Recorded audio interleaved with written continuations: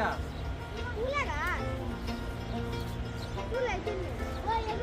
এই গাছটা কি কেউ বলতে পারবেন? এই গাছের উপরে যে তুলার মতো ওই যে এরকমই হয়েছে।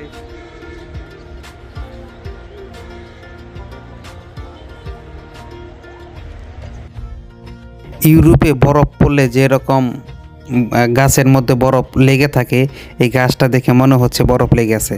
বন্ধুরা, কে বলতে পারবেন যে এটা কি গাছ? কেউ চিনে থাকলে কমেন্টে জানাবেন প্লিজ।